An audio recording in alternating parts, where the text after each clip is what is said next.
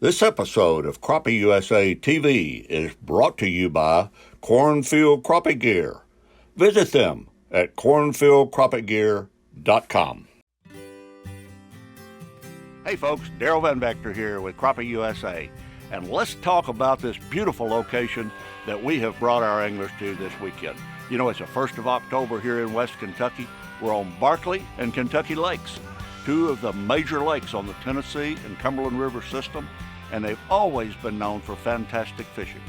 Now, many of our anglers have heard that we've got a little problem with some Asian carp, and we'll talk about that later. But you know, they're still catching some good fish, and we're expecting some really nice fish to come in at the weigh-in this weekend. This is a 2-day event. It's a super event. It's going to guarantee a purse of over $10,000, and we'll weigh in Friday afternoon and Saturday afternoon. Now, this is also a qualifier for the upcoming 2020 Bass Pro Cabela's Crappie USA Classic to be held on Green River Lake. So stick around with us. We're going to see some good fish this afternoon.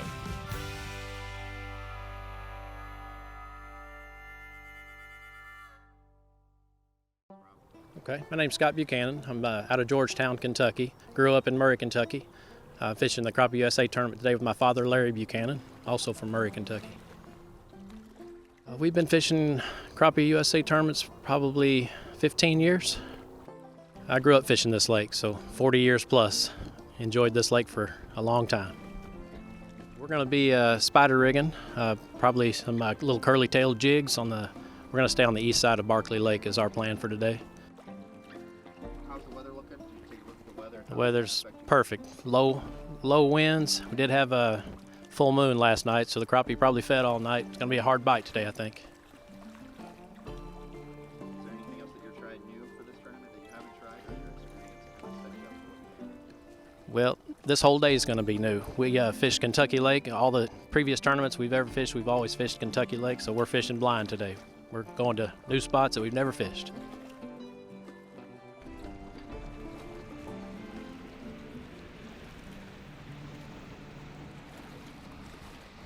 Guys, now we're going to talk just a minute about cover for crappie and how it relates to our fishing and different techniques that you can use. You know, there's several types of cover depending on the location you are. If you're in Florida, it might be reeds and weeds and things like that in the water. If you come on up the chain, you're going to find areas along the Tennessee River, Cumberland Rivers, Coosa Rivers that the guys put a lot of cover in. Now, many people have started using stake beds. Stake beds have a distinct advantage to just your old brush pile that you throw in and anchor down from the standpoint that crappie like to feed vertically.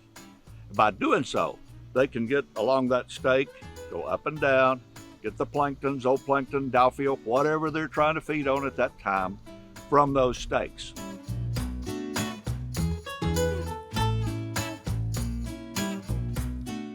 Additionally, it allows the young of the year bait fish and the game fish to hide from predation. So cover is very important, not just to us as the fishermen, but for the ecology of the lake itself, giving our fish ample predation cover, giving fish a place to feed because the cover will attract the minnows will attract the fish, and of course that attracts us as fishermen.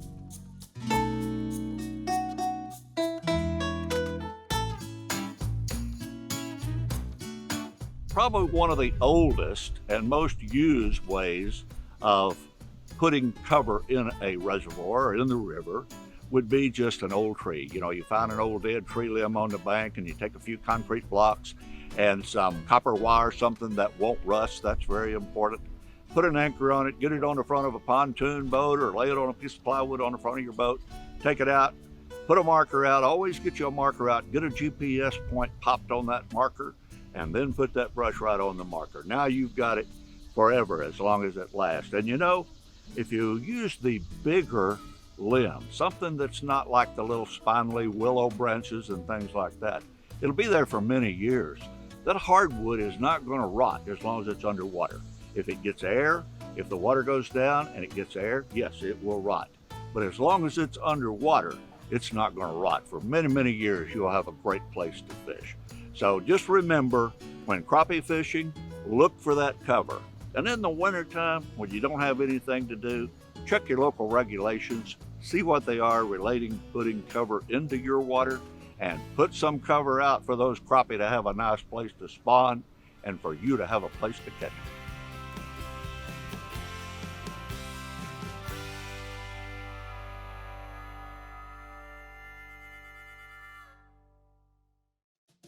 The live scope thing, everybody's looking down, oh man, it hurts my neck. So then we started making mounts that you could adjust up, or taller mount.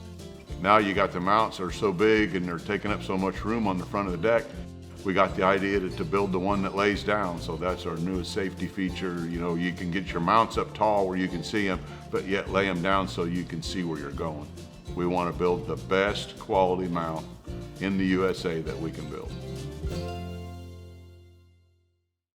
Due to its massive size, there are a number of ways for anglers to tackle the various crappie fishing opportunities. Although our anglers can fish both Kentucky and Barkley lakes, they're finding a lot of success focusing on Lake Barkley. Hi, my name's Buddy Coy. I live in Grand Rivers, Kentucky. I'm Austin Brown. I live in Calvert City, Kentucky. What kind of stuff are you trying? Obviously, you're single poling right now, but Yeah, we're single poling. Some jigs we make, some Mo Magic style jigs, different colors, some hair jigs basically, and drag out a minnow every now and then. you guys, what do you think you're having the most luck with so far? Seem like a 175 Mo Magic. You guys think we'll try any spider rigging later? No, we don't spider rig. We single pole doing the live scope. I don't know if you see the live scope up here, but we're kind of looking down in the beds. Yesterday was a pretty good day. We caught a lot of fish. We're kind of struggling this morning. We caught probably 50 fish yesterday. We caught 10 fish today so far. We're just making our milk run up and down the lake, trying to figure out the bite. Right now it's pretty slow. You guys fished on this lake before? Yeah. Yeah, we fish here quite a bit actually. This lake, what time of year do you find more crappie? Definitely spring, but we fish year round. We live around here, so we fish about all year. Right now it's a pretty time. Shame the carp's kind of got us messed up right now though. We've had some pretty bad spawns, and I think our year class is way down, so we're kind of seeing that too. Our bigger fish we're seeing a lot of little fish and a lot of big fish, and not much middle class. Real crappie gear. I don't know if you see this gadget on the front of this boat, but it's called a live sweep. That's really dope. So it's a separate transducer. It's got a remote control. That's where my live puck is for my live scope. So it's independent of the trolling motor. And it's something we came up with, having real good success going field crappie gear. Our anglers have almost 300,000 acres of water to scour in search of crappie. I'm Lee Anderson, and I'm Rick Johnston. We're both from Benton. We don't live. This is our home lake here. Yeah, we don't live far. We're single poling jigs mostly. We're swapping up. We use minnows some, but we're just fishing some man-made cover. Just Hair jigs, plastics, just swapping up, see what they want. They don't want much of anything right now. What depth are you guys? Right now we're in about 14 foot.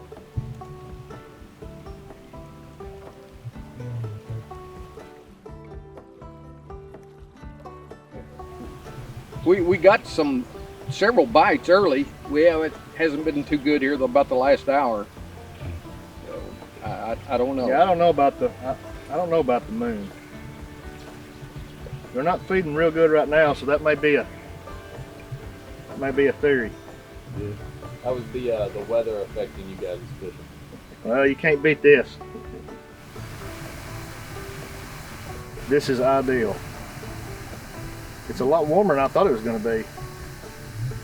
Mainly just happy about the wind being Relax. Yeah. It's blown the last 2 or 3 Yeah, days. it's- Yeah, pretty good. So. You just can't put that jig where you need to if it's blowing real hard. We'll be right back with more of Crappie USA.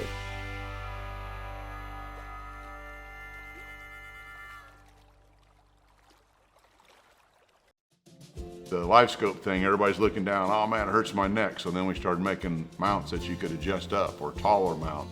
Now you got the mounts that are so big and they're taking up so much room on the front of the deck. We got the idea to build the one that lays down. So that's our newest safety feature. You know, you can get your mounts up tall where you can see them, but yet lay them down so you can see where you're going. We want to build the best quality mount in the USA that we can build. Hey folks, let's talk about some of the challenges that our anglers are facing this weekend on Kentucky and Barkley Lakes. You know, for many years we've been fighting an issue here with an invasive species called Asian carp. They definitely have set back the fishing, not just the crappie, but bass, white bass, even catfish, and other species have been affected by this invasive species. But we're on the rebound a little bit, you know, thanks to the efforts of people like Wade White, the judge of Lyon County, where we are right now. He has really worked with us. We have been all over this country trying to bring attention to this problem. You have to get the government involved, and let me tell you why. Let's go all the way back to the start of the Asian carp problem, not just on our waters, but everybody's waters. You know, these fish were brought in from China by USDA and U.S. Fish and Wildlife. And the purpose for bringing them was the vegetation control of some of the catfish ponds along the Mississippi Delta. It was a problem that they just weren't getting their catfish to grow at the rate they needed them because of all the vegetation taking over the ponds. So the carp were supposed to clean that out. Well, they did a great job of that, and it would not have been a problem had all the carp stayed in those ponds, because in confined situations, the carp were sterile. They couldn't spawn successfully in those ponds. Their situation's about like a salmon or a trout.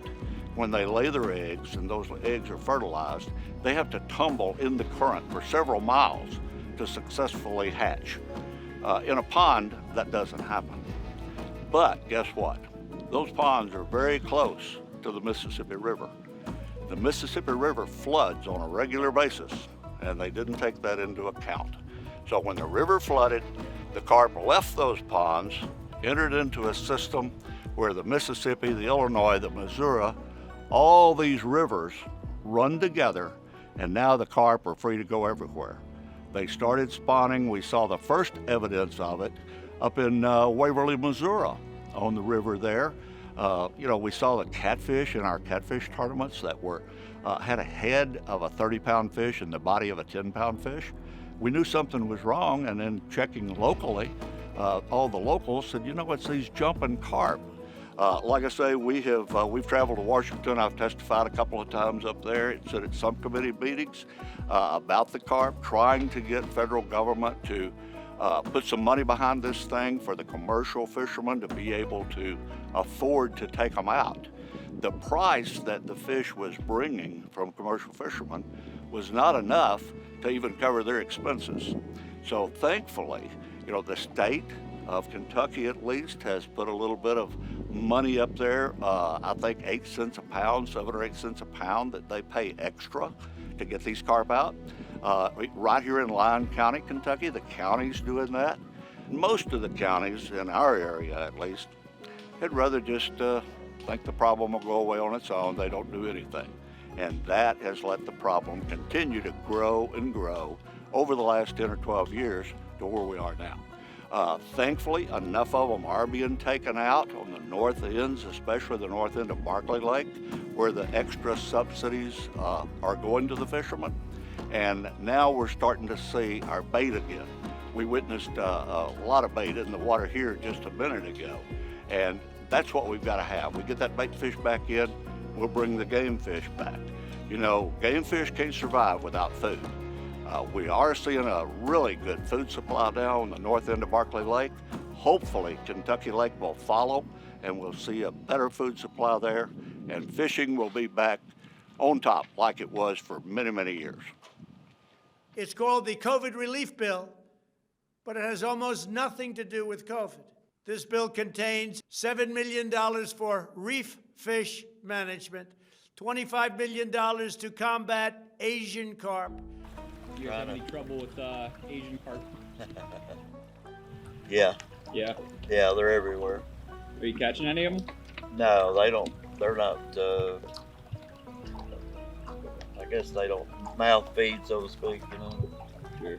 But they're big. You see them everywhere. Look on this screen right here. They're like the size of this boat. Some of them.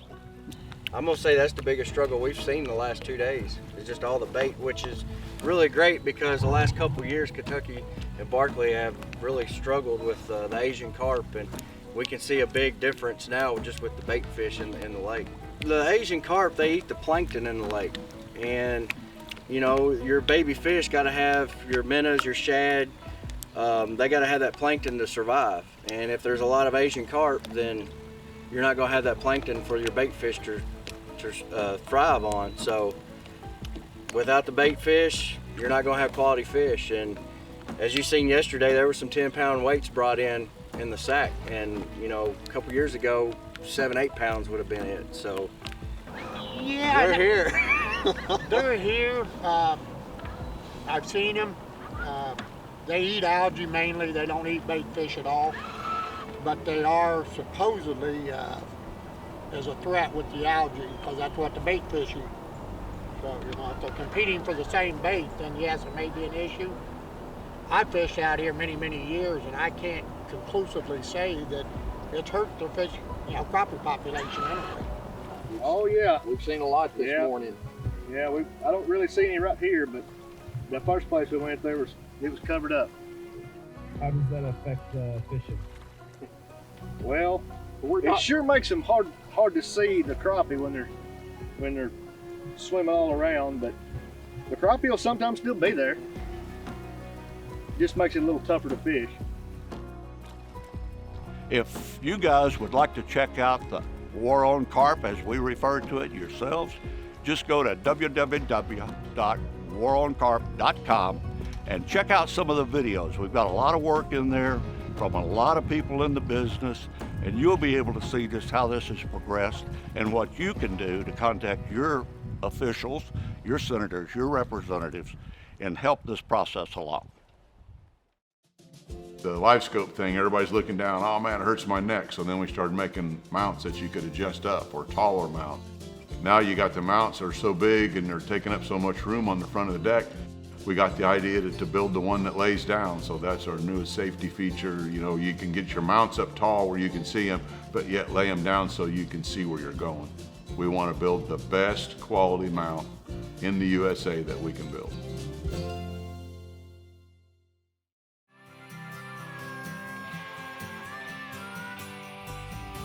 Okay, folks, welcome to the Crappie USA Super Event. We're here on North Barkley Lake. The event this weekend actually encompasses both Lake Barkley and Kentucky Lake. The anglers can fish anywhere. They've got a tremendous amount of water, almost 300,000 acres that they can fish.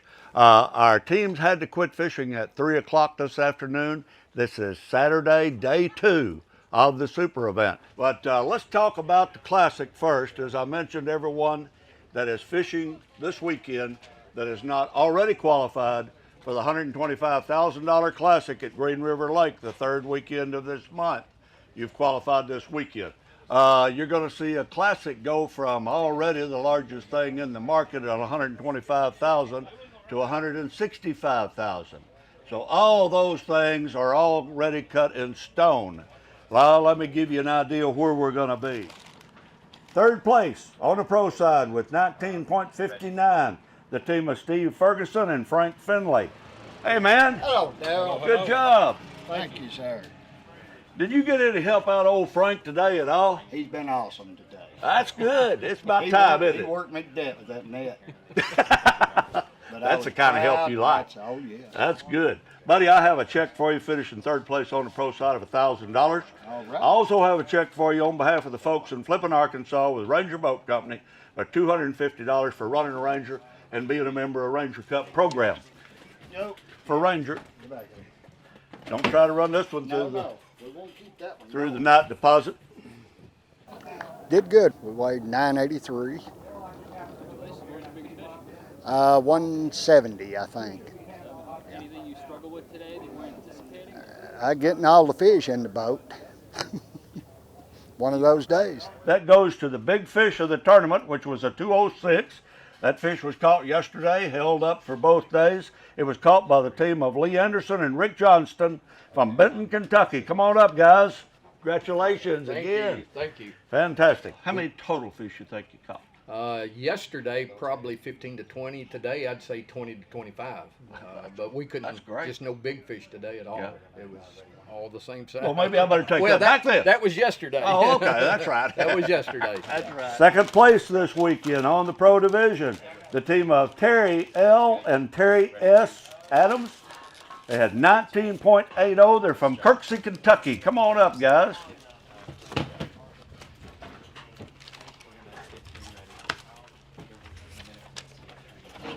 Hey, man, good job. Thank you. Well, y'all held up there, didn't you? Yes, sir. Guys, I have plaques for you to commemorate your finish. I also have a check for you for $2,000 with our congratulations.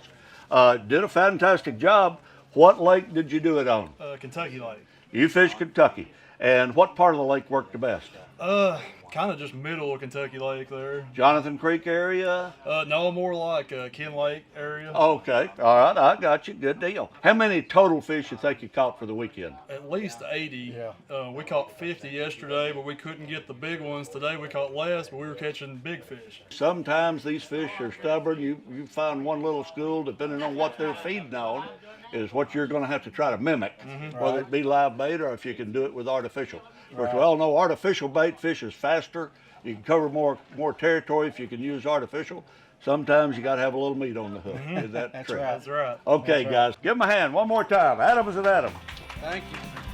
So without further ado, winning on the Pro Division, holding that lead from day one, holding down those hot seats the whole time, is the team of Sean Salyers and Josh Lovett. They're from Murray, Kentucky. The two-day total, 19.84. Come on down, guys. They had a 197, which landed second place big fish. Josh, congratulations. Thank you. Sean, good job, guys. Thank you, man.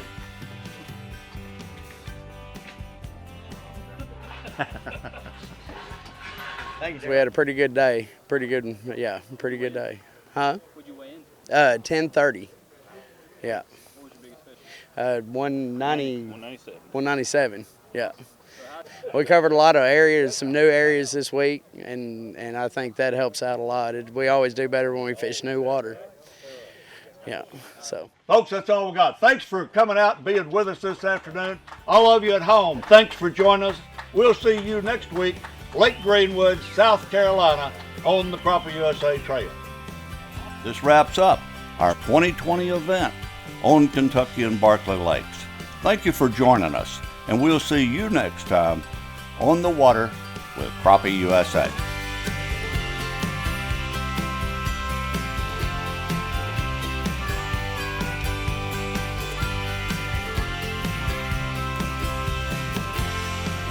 Like and subscribe to our YouTube to see more episodes and stay updated on Crappie USA TV. This episode of Crappie USA TV is brought to you by Cornfield Crappie Gear. Visit them at cornfieldcrappiegear.com.